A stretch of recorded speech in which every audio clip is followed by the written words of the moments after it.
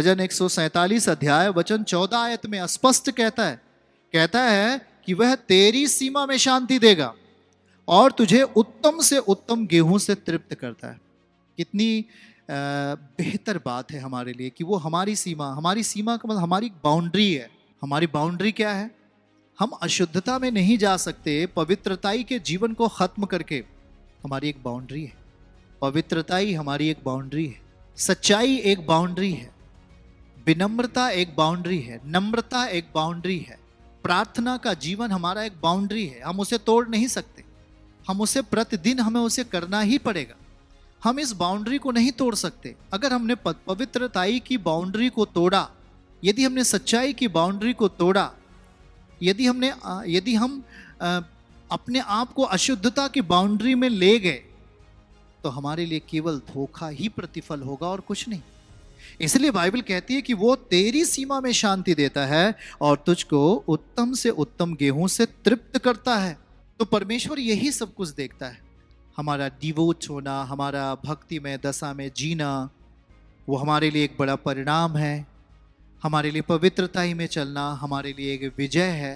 Bible बताती है कि परमेश्वर ने स्वप्न में यूसुफ से बात किया, परमेश्वर ने स्वप्न में मरियम से बात किया। क्यों बात किया? क्योंकि मरियम और यूसुफ पवित्रताई का जीवन जीने वाले व्यक्ति थे। वो शरीर आत्मा प्राण से पवित्र थे, शुद्ध थे, अर्थात धर्मी थे, और इसलिए परमेश्वर ने दोनों से बात किया और दोनों को हर संकट से, हर समस्या से निकाल कर बाहर किया। यदि हेरोदेश मारना चाह रहा था तो परमेश्वर वहां बात करता है कि आज ही तू निकल ले इधर से, बचाव दिया। आज उसी रीत से परमेश्वर आपका, हमारा बचाव करता है। हमें हर कठिनाइयों में पड़ने से पहले वो हमें छुटकारे का रास्ता देता है, वो हमें बचाव का रास्ता देता है। तो प्रिय भाई बहनों, हमारी आत्मिक जिंदगी हल्के में नहीं होनी चाहिए। हमारी आत्मिक जिंदगी सर्वोपरि होना चाहिए, सर्वोपरि, क्योंकि जो ऊपर से आता है वह सर्वोत्तम है। ऐसा यूहन्ना रचित सुसमाचार अध्याय 3 कहता है कि जो ऊपर से आता है वो सर्वोत्तम है। उस वचन को हम पढ़ेंगे यूहन्ना रचित सुसमाचार अध्याय 3 में। जो ऊपर से आता है वो हमारे लिए सर्वोत्तम है। अध्याय 3 वचन 31 हमारे लिए सर्वोत्तम परमेश्वर देना चाहता है। जो ऊपर से आता है वह सर्वोत्तम है। जो पृथ्वी से आता है वो पृथ्वी के है और पृथ्वी की बातें कहता है। जो स्वर्ग से आता है वह सबके ऊपर है। तो आपकी शक्ति इंसानों के पकड़ में नहीं आएगी। अगर इसे ध्यान से एक बार फिर से पढ़ लें तो आपकी आंखें खुल जाएंगी। जो ऊपर से आता है वह सर्वोत्तम है। सही? जो पृथ्वी से आता है वह पृथ्वी का है और पृथ्वी की ही बातें कहता है। जो स्वर्ग से आता है वह सब के ऊपर है। तो जो स्वर्ग से आता है, आपका मसीह कहां से आया? स्वर्ग से आया। और जो हम पढ़ रहे हैं वो उसी का दिया हुआ वचन है, अर्थात वही है। तो जब आप ये चीज आपके अंदर आ जाती है, जब स्वर्गीय वातावरण आपके अंदर आ जाता है, तो यह सामान्य व्यक्ति को पकड़ने के वश का नहीं है। यह दुष्ट व्यक्ति इसे पकड़कर अपने वश में नहीं कर सकता, क्योंकि यह परमेश्वर की वो शक्ति है जो सर्वोत्तम है, जो ऊपर से आता है, जो सब के ऊपर है। तो याद रहे, वो सामर्थ्य जब आप में जीता है, वो बल जब आप में रहने लगता है, वो ताकत आपके विवेक में मौजूद हो जाता है, आपके आत्मिकता में उसकी आत्मिकता जब दिखने लगती है, तो आपके रास्ते के हर कांटों को आप हटते हुए देखते हैं। आपकी जिंदगी के हर मुश्किलात जाते हुए दिखते हैं। आपके लिए रास्ते खुलते जाते हैं। देर नहीं लगता। पौलुस और सिलास, हाँ, जब वो महिमा कर रहे थे परमेश्वर की, वो जेल में थे पर वर्शिप कर रहे थे, धन्यवाद कर रहे थे। बाइबल कहती है कि दूत आता है, पूरे जेल को हिला देता है। परमेश्वर ने पूरे जेल को हिला दिया। वहां जो घटनाएं घटती हैं, उद्धार पहुंच जाता है। उद्धार उस दरोगा के जीवन में हो जाता है। प्रिय भाई बहनों, आज क्या आपका जीवन परमेश्वर के निकट है? क्या आप पवित्रताई को गहने के समान पहन के चलते हो? क्या आत्मिकता के दायरे में रहकर आप परमेश्वर के साथ समय व्यतीत करते हो? यदि करते हो, वो आपके लिए हकीकत बनेगा। हकीकत, जैसे आप इन भौतिक आंखों से अपने घर को बनते हुए देखते हो, वैसे परमेश्वर को अपनी आंखों से अपने जीवन में देखोगे। ये 100% सच है। खुदावन को अपने जीवन में छुपते हुए नहीं देखोगे, परंतु उसे अपने आंखों के सामने देखोगे। हकीकत में अपने जीवन की तमाम परिस्थितियों को, जो बुरी परिस्थितियां हैं, उसे दूर जाते हुए देखोगे, क्योंकि मनुष्य उसे वश में नहीं कर सकता। वो जो ऊपर से आता है वो सब के ऊपर है। वो राजाओं के राजा हैं, वो प्रभुओं के प्रभु हैं, वो जिंदगी देने वाले हैं। हर एक मनुष्य का प्राण उनके हाथों में है। वो जब चाहे उस मनुष्य के प्राण को ले सकते हैं, जब चाहे उस मनुष्य के प्राण को उसके अंदर रहने दे सकते हैं। वह शक्तिशाली परमेश्वर है, वो सच्चे ईश्वर हैं, जो हर एक मनुष्य को जीने का हक देता है, हर एक मनुष्य को इस धरती पर आनंद व समृद्धि प्रदान करता है। हाँ प्रिय भाई बहनों, हम देखते हैं कि कलीसिया में कई लोग आते हैं, खुदा उनकी जिंदगी के हर दुर्बलताओं को दूर करता है, उनकी परेशानियों को लेता है। क्यों? क्योंकि वो जितनी बार खुदा के सामने आते हैं, उतनी ही बार परमेश्वर उनके लिए हकीकत बन जाता है, उनके लिए सच्चाई बनता है। उनके लिए वो दुर्लभ नहीं होता, उनके लिए सच्चाई होता है। वो उनके जीवन को, उनकी बातों को वो व्यर्थता में बदलने नहीं देता, परंतु उनकी प्रार्थनाओं को प्रतिफल में बदल देता है। उनके जीवन की हर एक प्रार्थना, हर एक आत्मिक प्रक्रिया में अपनी उपस्थिति को देकर उन्हें ऊंचा उठाता है, उन्हें ऊंचा उठाता है। प्रिय भाई बहनों, परमेश्वर हकीकत है, वो जिंदा खुदा है, वो हमारे बीच में रहता है। हम उसकी निगरानी में जीते हैं, हम उसके बलवंत हाथों के नीचे रहते हैं। तभी वो हमारे लिए समय समय पर इंतजाम करता है, और वो आपके जीवन में तमाम समस्याओं को, जो आपके भीतर हैं, जो आपके परिवार में हैं, वह उन्हें हराने का काम करता है। ये बड़ा सौभाग्य है कि हम सबको जीसस ने प्यार किया, हम सबको यीशु ने अपने सामने बुला लिया। हाँ प्रिय भाई बहनों, यह एक भक्ति की वो दशा है जो परिणाम को छुपाती नहीं है, परंतु परिणाम को आपके सामने लाती है। वो आपकी बेटी के लिए एक बड़ा काम करता है, वो आपके बच्चों के लिए देखभाल करता है, वो आपकी तमाम परिस्थितियों का एक सही जीवन में आशीषों से भरा हुआ एक बड़ी तौल में बदल देता है। इसीलिए हम परमेश्वर के उस आत्मिकता के पहलू को, उसकी शक्ति को हम अपने जीवन में कब और अधिक देख पाते हैं, जब हम उसे पुकारते हैं, पवित्रताई के स्थान में रहकर, अपने मन को शुद्धिकरण में रहकर और एक विश्वास की आत्मा में जीकर हम उसे अपनी जिंदगी में बड़ी शक्ति के साथ, बड़े बल के साथ देख लेते हैं। उसकी योजनाएं अगम्य हैं, उसकी योजनाओं में शत्रु विफल हो जाता है।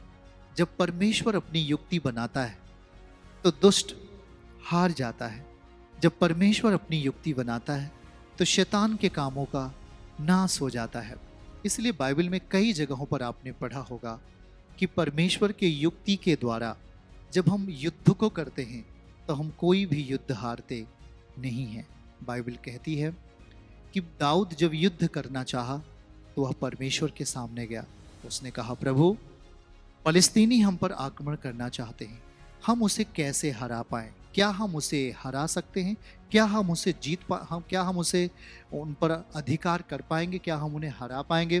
परमेश्वर कहता है, जा और तू उन्हें हरा देगा, तू उन पर विजयी होगा। तो परमेश्वर आइडिया बताता है, परमेश्वर तरीका बताता है।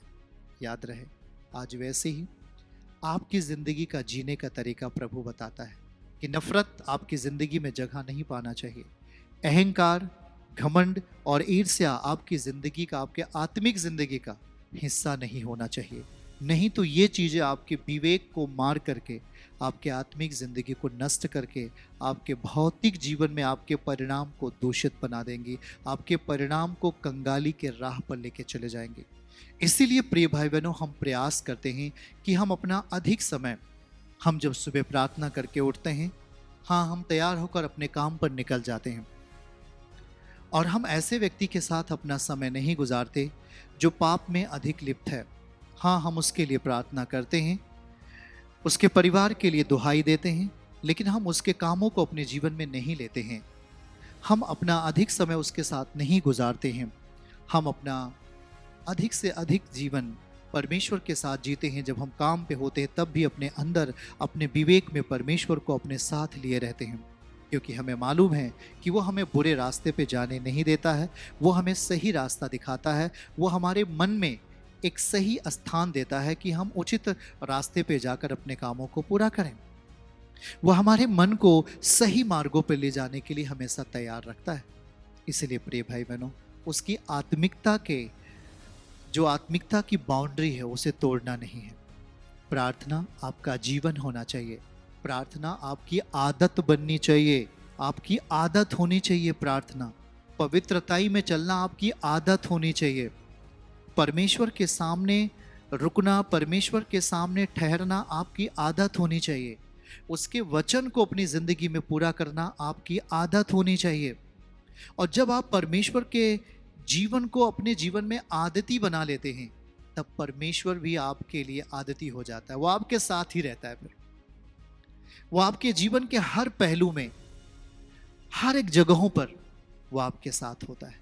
वो आपका साथ कभी नहीं छोड़ता। वो आपके हर मुश्किल में, हर समस्याओं में वो आपके साथ होता है। बाइबल क्या कहती है? हिजकिय्याह के जीवन को अगर हम देखें, जब हम यशायाह 38 अध्याय पढ़ते हैं 1 से लेकर 5 तक, तो बाइबल कहती है हिजकिय्याह राजा को, जो इस यरूशलेम का राजा था, उसको एक समस्या हो जाता है, उसे फोड़ा हो जाता है। और वो फोड़ा कहा जाता है, उसे कैंसर हो गया था।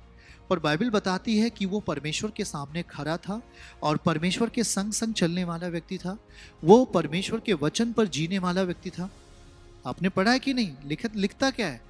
लिखता है कि हे परमेश्वर, याद कर, मैं सच्चाई से और खरे मन से तेरे सामने चलता हुआ आया हूँ। तेरी दृष्टि में मैंने वही किया है जो आपको अच्छा लगता है। फिर भी इसे बीमारी होती है, समस्या होती है। परमेश्वर इसे अपने पास बुलाना चाहते थे, लेकिन बाइबल कहती क्या है? यह परमेश्वर की ओर मुख करके, परमेश्वर की ओर मुख करके वो रोता है और विलाप करता है। वो किसी आदमी की ओर अपना मुख नहीं करता, वो किसी अधिकारी की ओर अपना मुख नहीं करता, परंतु परमेश्वर की ओर अपना मुख करके वो रोता है और बिलक बिलक कर रो रो करके कहता है, हे परमेश्वर, मैं तेरे सामने खराई से चलता आया हूँ, सच्चाई से मैं जीता आया हूँ, पवित्रताई से मैं आपके सामने चलता आया हूँ। हे परमेश्वर, मुझ पर दया कर। यशायाह अभी हिजकिय्याह के महल से निकलने ही नहीं पाया था कि परमेश्वर ने हिजकिय्याह से कहा, हे हिजकिय्याह, रुक जा, अभी उसके महल से मत निकल, और मैं तुझे एक संदेश कहता हूं, जा उसे फिर से बता और कह दे कि तेरी उम्र को 15 साल में बढ़ाने जा रहा हूं। मैं तुझे उस कैंसर के रोग से चंगा करने जा रहा हूं। हिजकिय्याह उसके महल में ही था, बाहर निकलने ही भी नहीं पाया था कि वो फिर से वापस जाता है। और जब वापस जाता है तो राजा से कहता है, हिजकिय्याह, परमेश्वर ने कहा है कि मैं तेरी बीमारी को ठीक कर रहा हूँ, अंजीर की टिकिया बना, उस पर बांध ले तो ठीक हो जाएगा, तेरी उम्र 15 साल बढ़ा दी गई। प्रिय भाई बहनों, हमारी दुहाई, हमारी प्रार्थनाएं, हमारी पवित्रताई परमेश्वर के सामने होती हैं। वो एक एक बातों को देखता है। क्या हमने परमेश्वर को नाकार दिया? क्या हमने परमेश्वर के वादे को, प्रतिज्ञाओं को तोड़ दिया? हे भाई और बहन, वह सच्चा खुदा है 100%। हाँ, वह सच्चा और जीवित परमेश्वर है। वह हमारी दुहाई को कभी भी अनसुनी नहीं करता। हमने उसको बहुत नज़दीक से देखा है, हमने बहुत ही निकट से उसे देख पाया है। प्रिय भाई बहनों, क्यों? क्योंकि हम उसके साथ पवित्रताई और सच्चाई से बने रहे। आप भी जब उसके साथ पवित्रताई और सच्चाई से बने रहेंगे तो आपकी ज़िंदगी का एक एक पल उसकी निगरानी में होगा। शत्रु हमें दबाना चाहेगा, शत्रु हमें मारना चाहेगा, पर परमेश्वर अपनी योजना से आपको उबारता रहेगा, आपको ऊंचा उठाता रहेगा।